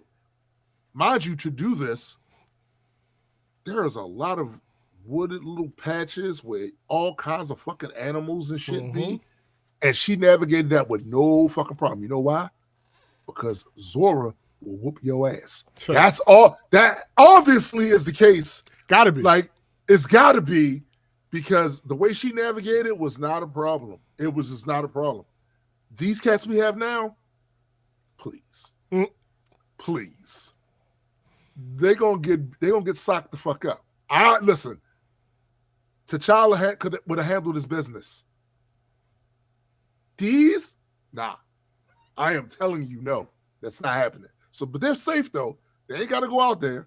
And it's funny because one of my cats, Maya, she knows they out there because she sat up there on top of the printer to look out the window to see them frolicking and was like, "Oh hell no, I ain't going out there. I'm good. I don't want to go out there. Thanks. I don't want to go out there." So yeah, I am. Listen, my issue with the foxes being there is a couple of things. So I go out there and cut the grass. Lawnmower is pretty loud, but it's like SBJ said, depending on how used to being around humans they are, that might not be a deterrent. Correct. Now, when that man went down there and walked towards their shit, they got low. Pretty sure Mama was with him, right? They got low. Now, I haven't gone out there to look again to see if they came back. I have no reason to believe that they won't come back because they've seen me several times. My wife, seen my daughter several times. Probably seen Malik too. Several times. And they were still there. Now, maybe the difference could be dude actually went down there to where the area they was frolicking and shit. So we're gonna have to figure this out. But for the time being, at least, we have residents. Mm. And if those Hawks come back, because it was one, but where there's one, I'm sure there's more. They might solve the problem. Right? They might solve the problem. You know what I'm saying?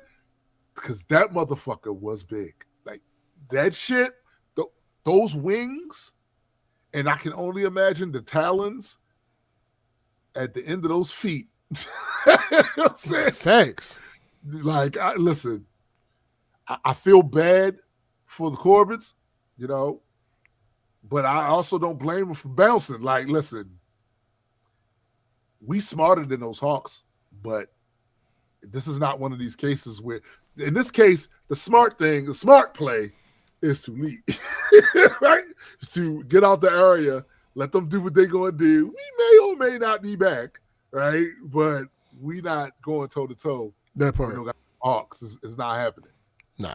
The other thing for me this week, of course, is the release of the pre-launch page for the Magic. Yeah. So it's been a long time coming. Mm-hmm. To be clear, this is not the official launch of the campaign. This is the pre-launch page, which we need for you guys to go over there. If you haven't already, hit that notify me so you will know when it goes live. How that helps us is real important. When other people go over there and they see that it's a bunch of people that's following this, they think of it as something that's highly anticipated. And they get curious and then they want to do it. This is not the same as our comic book Kickstarters. Correct. This is a platform, a marketplace /reader that has features in it that none of these other readers have. And even the ones of them that have done updates recently, no, it's not the same. It's not.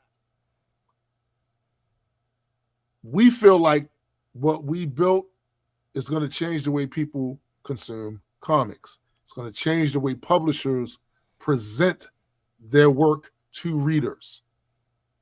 We feel it's a more holistic way of getting people to immerse themselves in your lore. Mm-hmm. Through audio, through video. Also, it respects the process of producing comic books by allowing the publishers to use all of their production layers, from thumbnails, sketches, inks, pencils, the lettering, all of those things. The particular tech we're using is tech that we developed. Mm-hmm. It is proprietary, patent pending, right? So none of these other ones are doing this.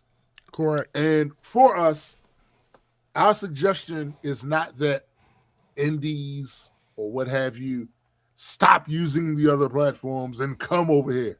No, just add it to your distribution chain. Yep.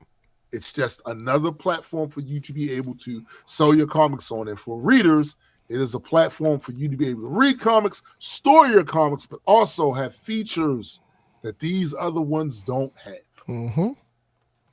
Thank you, Betty, for putting the link up there. And on top of that, what we're going to launch when we eventually launch the actual platform is version 1. There are other things on the roadmap. Yeah.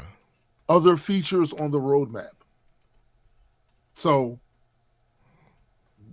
please go over there if you haven't, hit that notification so that you know when it goes live. I think you'll be pleasantly surprised to find out some of the people that are kind of connected to this project, especially if you're in the geek spaces. But I'm super proud of it. I'm gonna tell you, Gray has bust his ass. Facts. Him and our CTO Ash, who happens to work for Blue Origin, you know, the rocket thing that Jeff Bezos did? Yeah. She runs a department over there. Mm-hmm. She is the one that took our concept and developed it into what it is. So the actual campaign won't probably go live until mid-May. So this is the time to get the word out, to get people excited about it. That's what we're doing. We'll do a couple of ads, all of that stuff, some streams about it, all of that. If you haven't already, go to Discord and join the Majesty Reader Discord as well, because we're going to have information about it there, demos, all of that stuff. We're also going to need people for beta testing. Yeah. Right?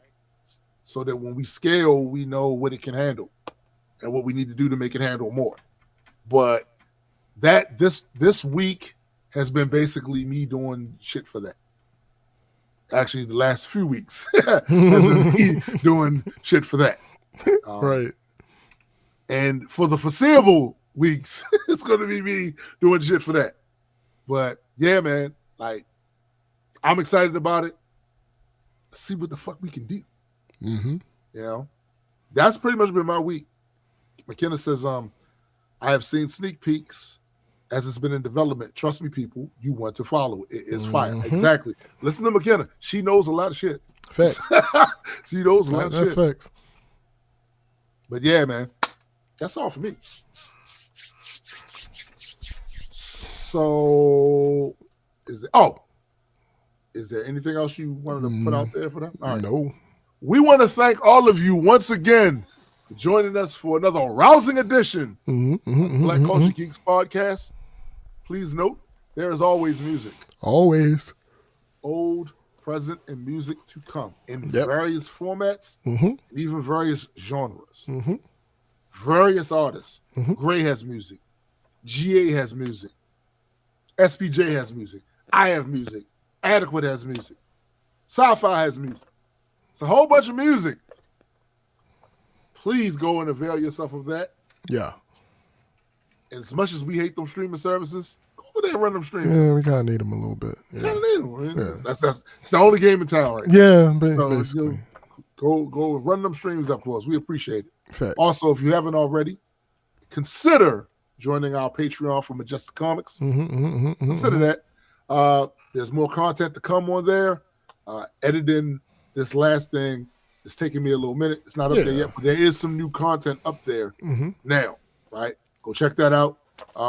So for my man SPJ, I am Tombstone the Dead Man, and for the greater multi-world entertainment family, we are out. Peace.